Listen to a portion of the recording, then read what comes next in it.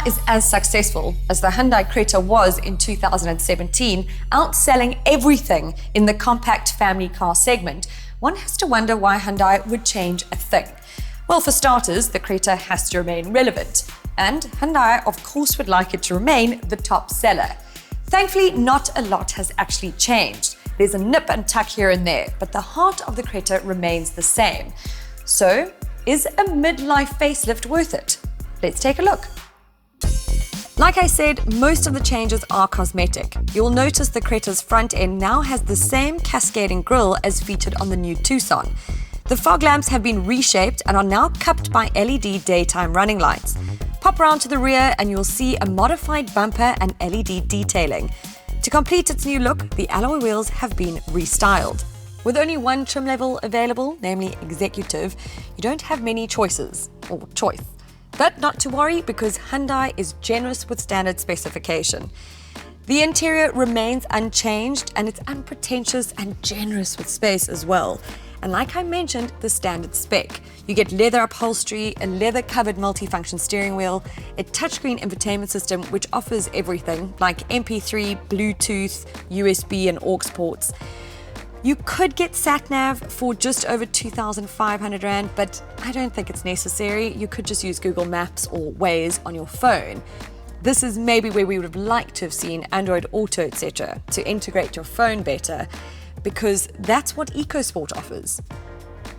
A family car would not be complete without a host of safety features, and this is something the Creta gets so right.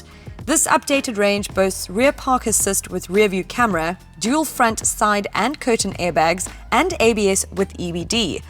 There is one thing that bothers the team still, and that is the lack of any form of stability control. But this problem is not unique to South Africa. In fact, no Creta in the world offers it. You have two choices of engines. You can get a 1.6 litre naturally aspirated petrol engine, which gives you 90 kilowatts of power and 150 newton meters of torque. And it's mated to either a 6-speed manual or a 6-speed auto transmission. But the one you want is this, which is the flagship 1.6 litre turbo diesel. Gives you a little bit more power of 94 kilowatts, but a lot more torque, 260 newton meters in fact.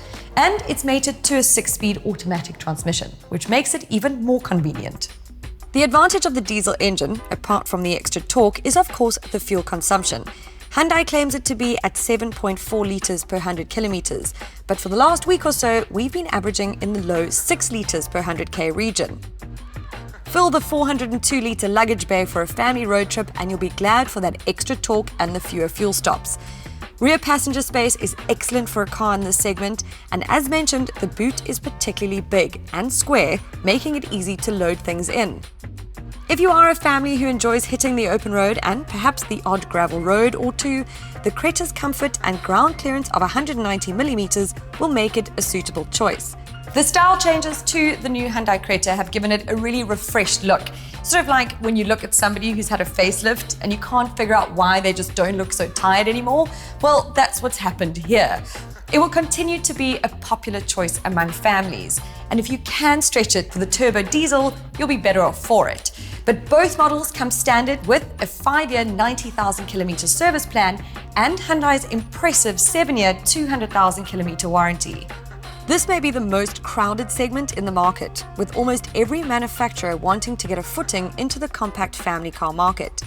The main rivals, and the ones we have picked up for the Cars Awards semi-finalists this year, are the Ford EcoSport, Nissan Qashqai, Opel Crossland X and Renault Captur. Also look out for the upcoming Suzuki Vitara that's due a facelift in the near future. Hello, Cars.co.za is simply the best place to find your next car. You can go right there by clicking this little thing now. They do actually pay me to say all this, but it's all totally true. Seriously.